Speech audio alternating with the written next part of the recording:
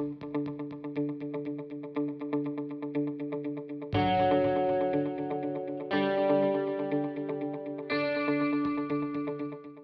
morning, everyone. Welcome to the first of our webinar series around unified commerce. We are recording the session today, and there will be an opportunity for you to ask questions at the end of Tim's session. So anything that you think of as you're going along, please do send them in through the Q&A functionality, but we will cover them off at the end, and anything that we don't get a chance to go through, we will be following up afterwards, so don't worry, everything will get answered. So without further ado, I'd like to introduce you to David Gore, who's the Head of Industries at BGSS. Hi everybody, and welcome to the first of our three-part series on unified commerce. So as Karen says, I'm Dave. I head up industries for BGSS, and we are essentially a full stack consultancy. So our value chain offers everything from strategy through to managed service. So typically we play in that space of kind of digital, IT and engineering, which is why we're really interested in unified commerce itself. So we're all aware that retail has never faced an event like COVID before, and to be fair, the world is in the same boat in that regard. But I think it's fair to say that retail and other service sectors could be particularly impacted off the back of it as well. Whilst we're beginning to see green shoots, which is absolutely fantastic, and in the UK here, we're looking at reopening the stores in about 11 days' time, it's pretty clear that the retailers now need to act. So this series really focuses on how we can rapidly increase business resilience, but also start to ensure that there's a position to actually have a competitive advantage and start to invest and innovate in order to compete in the new normal. So it's a case that we're going to run a three-part series. So the first one will be led by Tim, who's got the best beard in the business, as you can all see. And we are going to be focusing on unified commerce. So it's around how you can actually become best of breed or best in class and actually prioritize unified commerce for growth to truly establish a competitive advantage and actually demonstrate that you are digitally relevant and connected to your customers in a seamless and consistent manner. So this won't go away, neither will stores, and this is where Tim will come into play in the sense that he's the in-store kind of expert in this regard. In session 2, we'll be talking around how e-commerce has challenged a lot of retailers and how they need to kind of rapidly and iteratively scale and flex. And then in the final session, we'll pull it all together around how we can deliver it, how we can provide insight, and how you get that expertise in your organization. So without further ado, I'm now going to hand over to Tim. Thanks, Dave. Thank you for the introduction, and good morning, everybody. So this morning, what I'm going to do is I'll just spend literally 30 seconds to introduce myself, and then what I'm going to do is just walk through what we were thinking about pre-COVID-19 and how that actually, the events that then followed, how that will only hasten and heighten some of the challenges that we saw before. Then some things will be the same, and I'll put a point of view about some of the things that can be the same. But I also, as David just said, this is a kind of an unprecedented time. So there are some things that will need to change, and we'll talk about those. But once we've talked about the landscape, then as Dave said, we then need to talk about some action and then face some challenges and decide about some very pragmatic and easy things that we can do based on the landscape that we face. So hopefully within the next kind of 15 minutes or so, I'll take you through that. And as Karen said, there'll be an opportunity just to dive deeper in the time that we have left. So my name is Tim Larkham. I'm the MD for C2 in the UK. As Dave said before, my background is more on the store side, which is predominantly at Levi's and Adidas, and then back to Levi's. They were good enough to have me back a second time. And predominantly it was in the commercial arm, running the Northern Europe businesses for both of those brands, and then latterly running the whole of the commercial operations for Levi's across Europe. So very much in the branded sector, and very fortunate to have worked with some very well-known brands.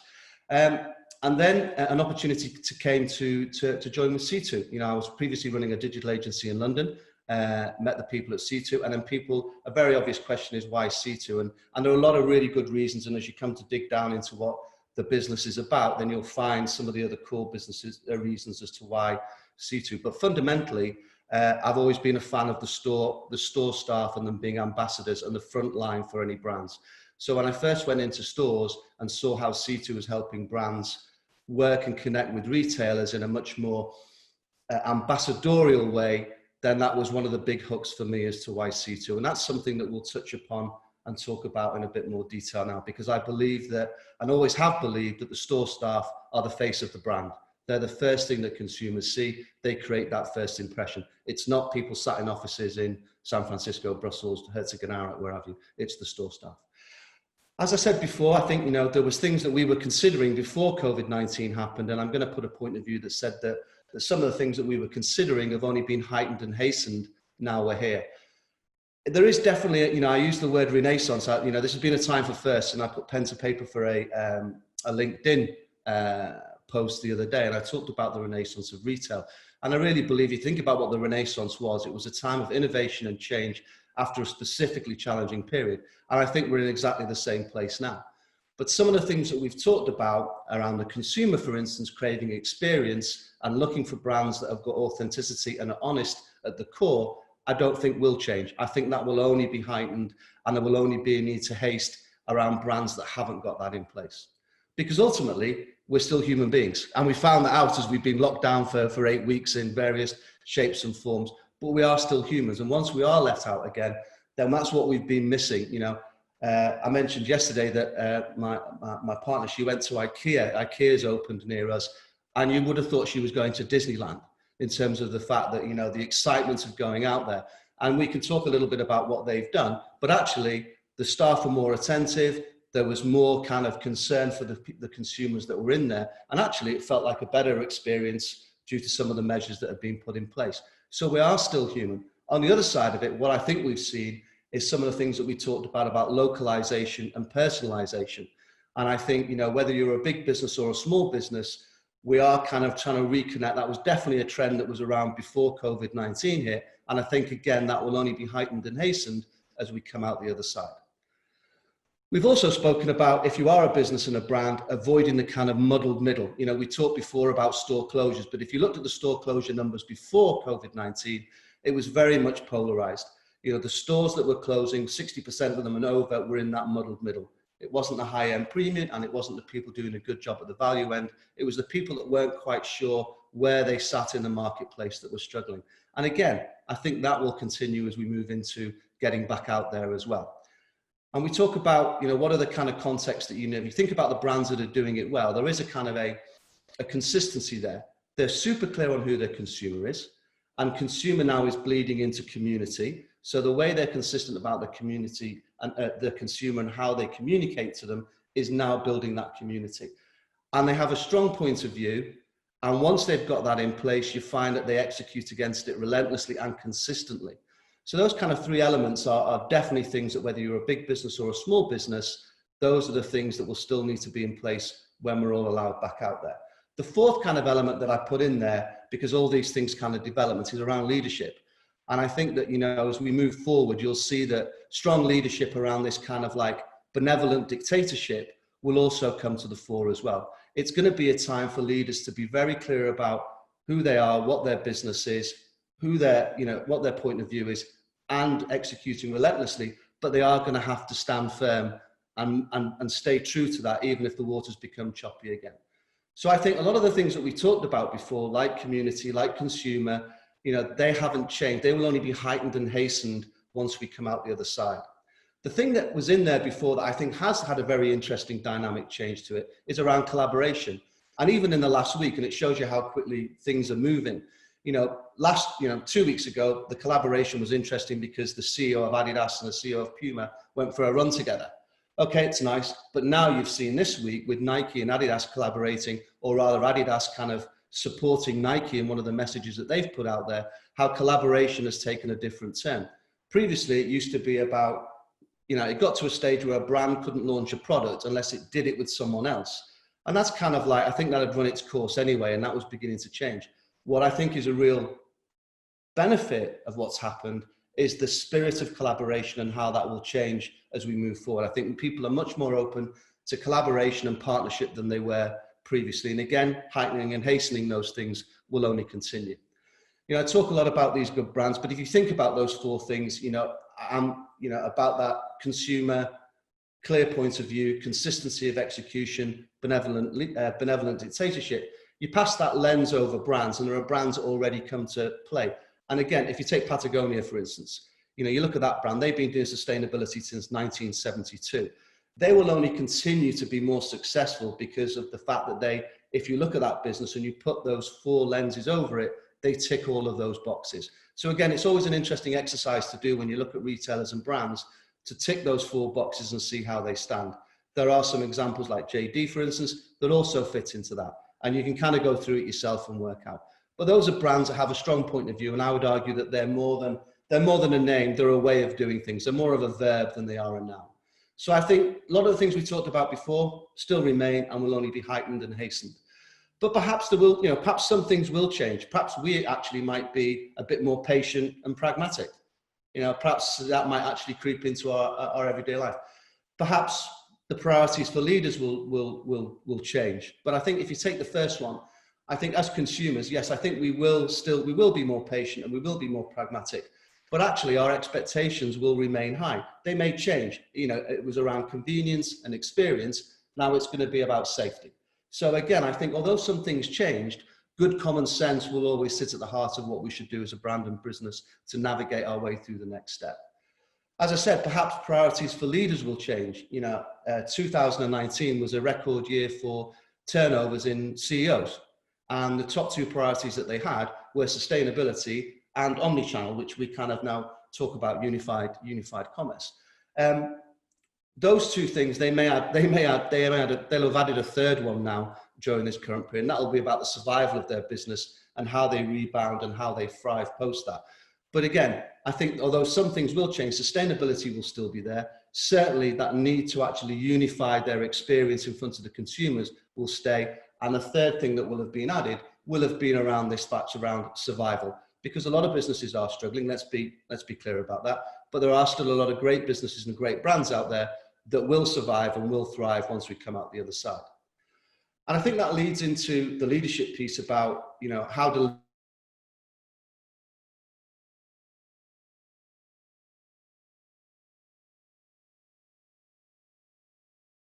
I do turn to, and there's one book that I do always have close at hand, and it's the Jim Collins Good to Great.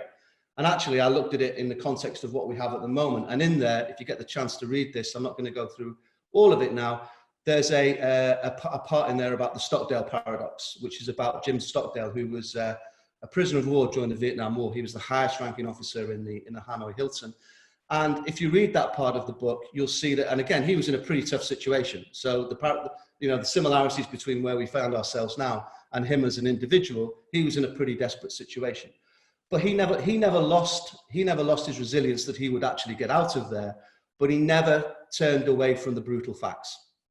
And when you read the passage, you'll see that the reason why Jim survived was that he was resilient, and he always knew that he would get to the other side, and he always knew it would be a defining moment for him, and he always knew that he could turn that into a positive moment. The thing he didn't do was deny the brutal facts. And actually, when you look at it and look at the people that didn't survive, it was actually the optimists, because they sat there and said, we'll be out by Christmas, we'll be out by Easter, we'll be out by Christmas, and they weren't. And ultimately that led to their demise. So I think at the moment, leaders can't afford to bury their head in the sand. Yes, it is a difficult time. We have to have plans in place that believe and that we know we will get out the other side of this. But at the same time, we can't turn away from the brutal facts, and we have to face those on a day-to-day basis. So I think perhaps we'll become more pragmatic and patient in consumers.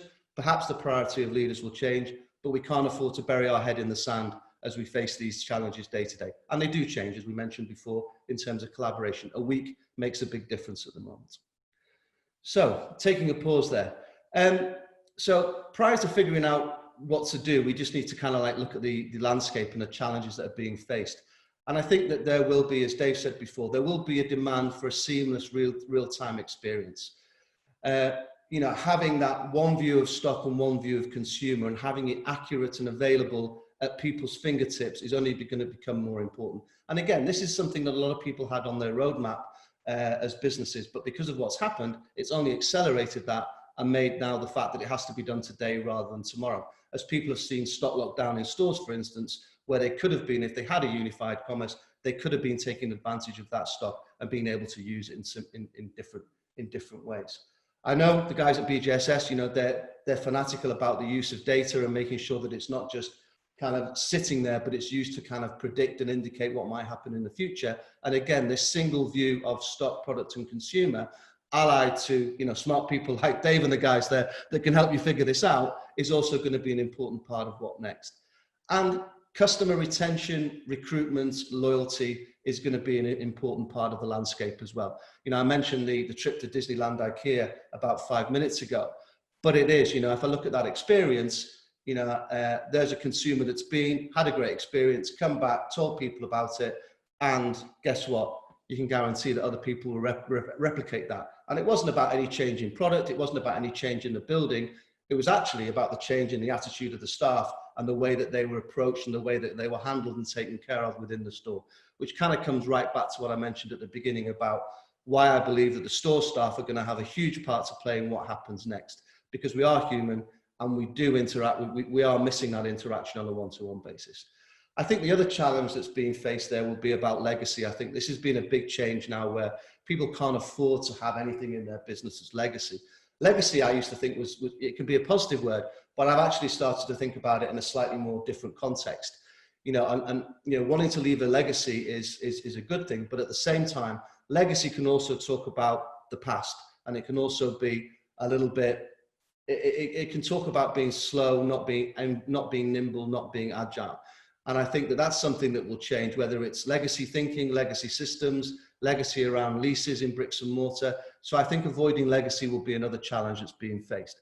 And when I talk to leaders in business, you know, there's definitely a new set of words that are being used, or adjectives that are being used.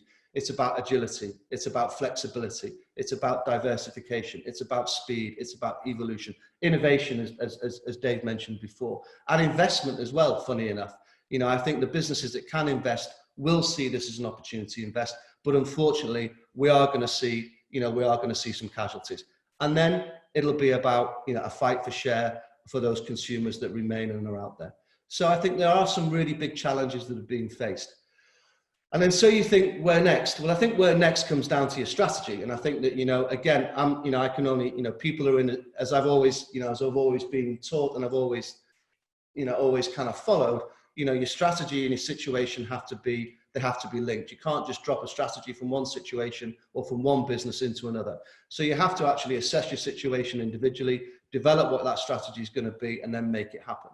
And whether that's, you know, you're going to have fear, you're going to fight, and then you're going to flourish, or whether that's you're going to have to gather information, grow and go. There are lots of kind of, you know, ways to package that so that it makes sense to the business. But fundamentally, you know, every strategy has to match the situation that you find yourselves and the business in.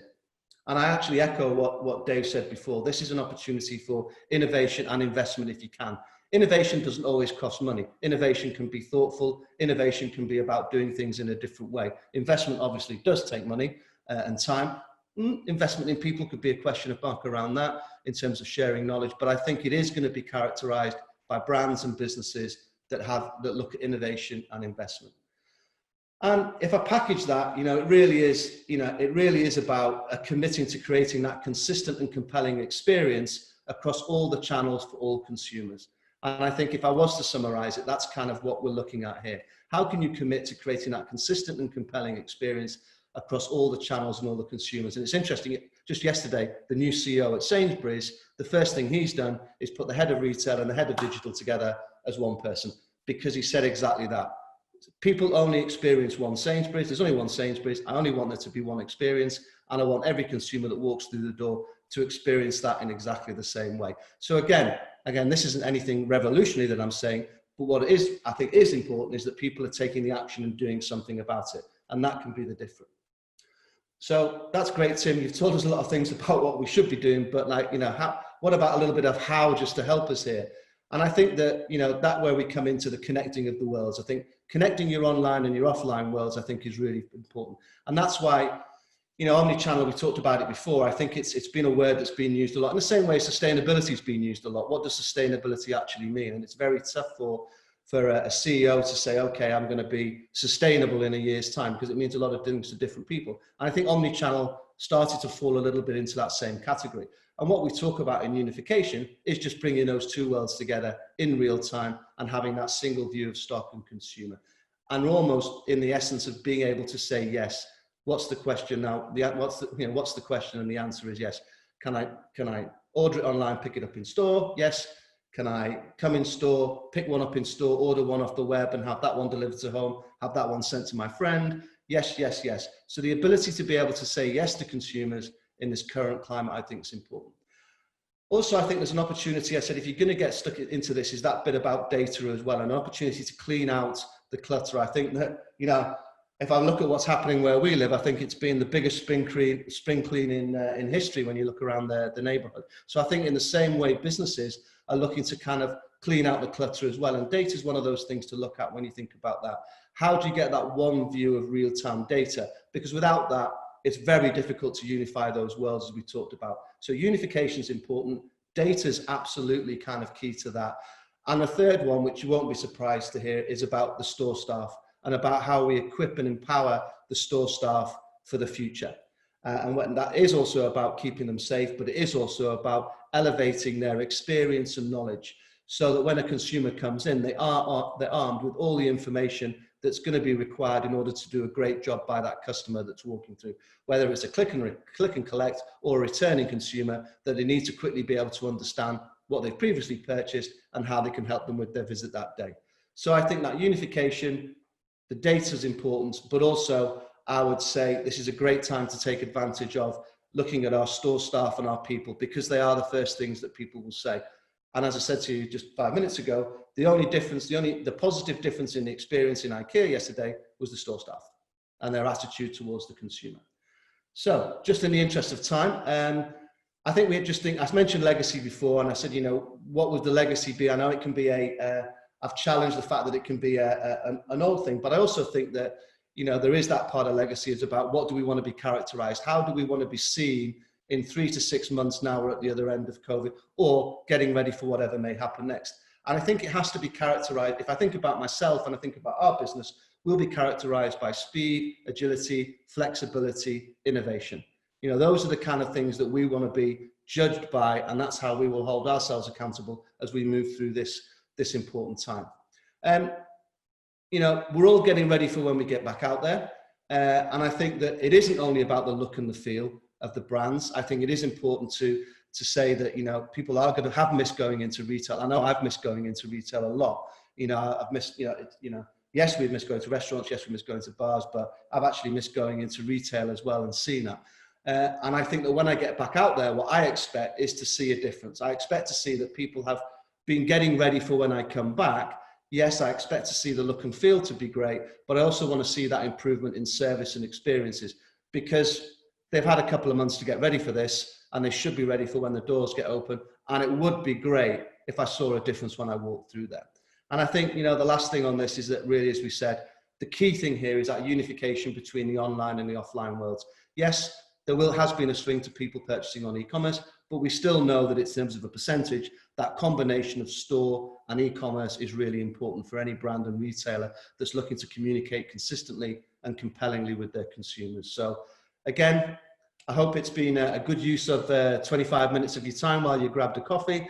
I know it's been recorded. I know it'll be sent out. And I think I'm going to stop there, because I can, as people do know me, I can talk all day. So I'm going to stop there and give an opportunity for some questions. Thank you. Brilliant. Thank you very much for that, Tim. So we have had some questions come in. Dave, I think there's a few in the Q&A. Do you want to start with those? So we've had one around the 2 meter social distancing rule and kind of how that will impact profitability. So do you see that being a big problem and being maintained through the rest of 2020? And if not, do you think that we'll see another wave of store closures should stores not be profitable off the back of it as well?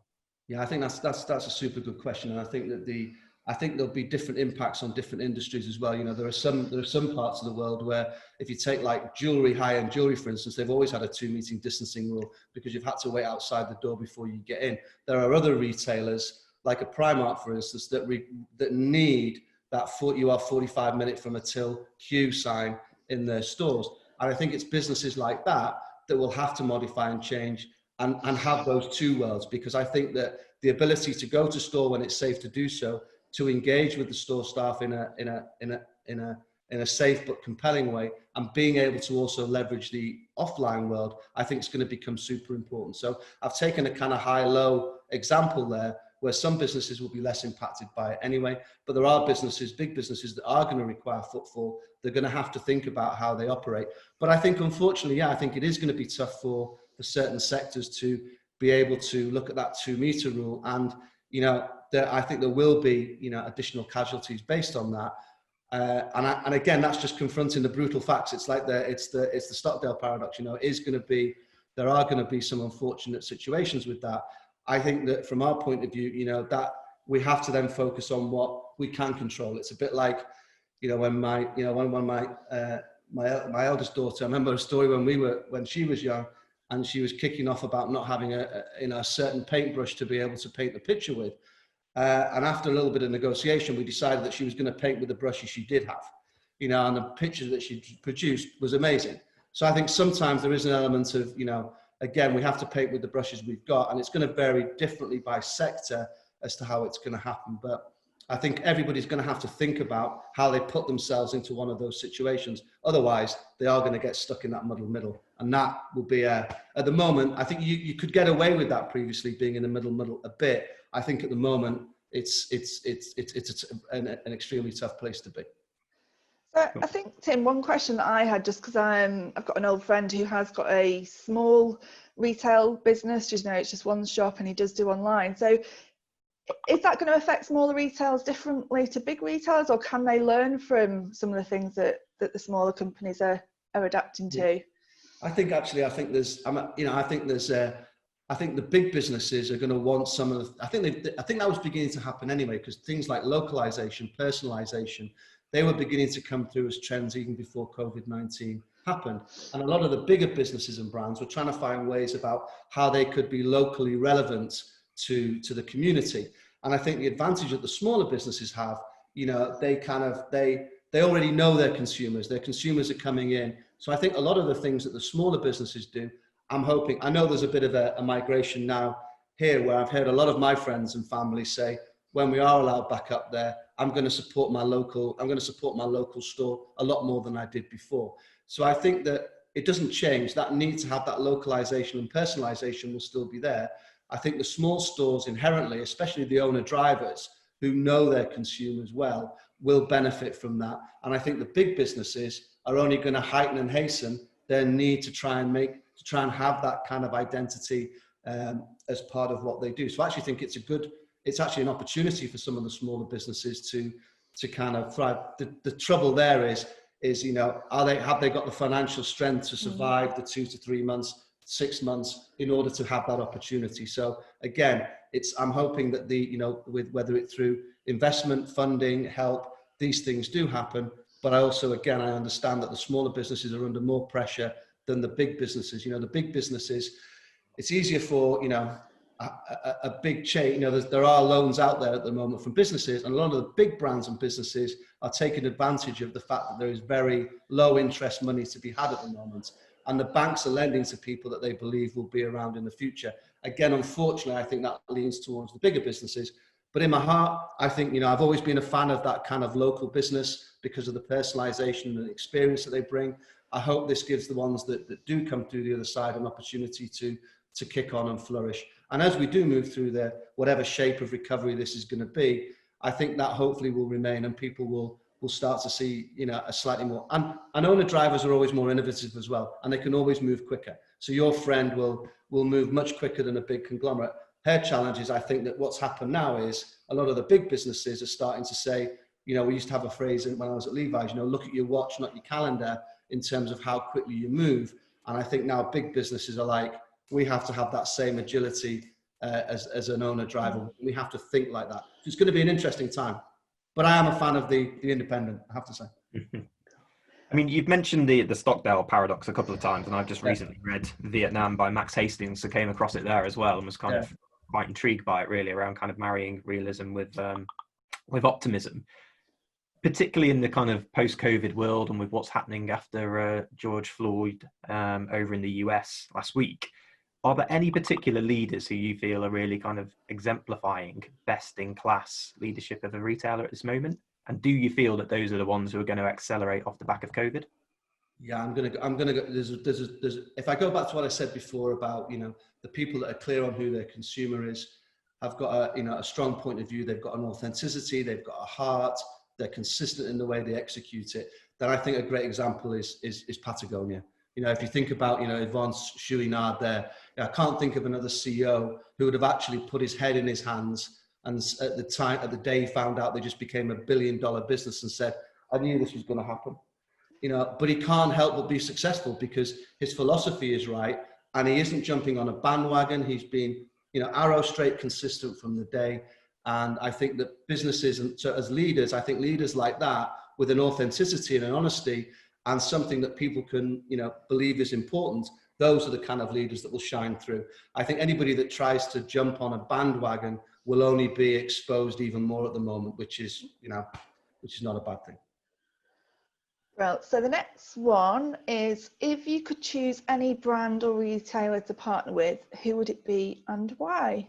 Oh, that's because the other 999 I'd like to partner with are going to be disappointed now if I pick out that.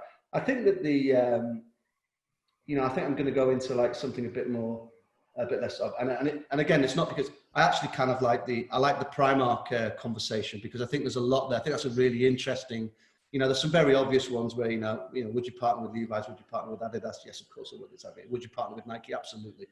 But I think there are some ones where it's a slightly more meatier kind of challenge to get into. And I think something like a Primark, for instance, where how their consumer fit was before and how it was after, there are some very interesting challenges for that business as it moves into the new world. I think, from a political, sociological, economical, technological, all the classic step piece that they need to think about. So I think that it may, and it's not because it's a big commercial opportunity. I just think that that's a big business that's got a very interesting few months to navigate. More about the challenge, I would say. Great. And there's a general theme within the industry, and kind of omnichannel has been a buzzword for many years. So for you, what's the key difference between the difference of omnichannel as compared to unified commerce? Okay, and I think all we're trying to do is I think, like as I said before, when leaders, when CEOs in last year were saying, I've got two priorities, one's to be omnichannel and one's to be sustainability. I think we've talked about the sustainability, and again, it means lots of different things to lots of different people. And I think omnichannel also meant lots of different things to lots of different people as well.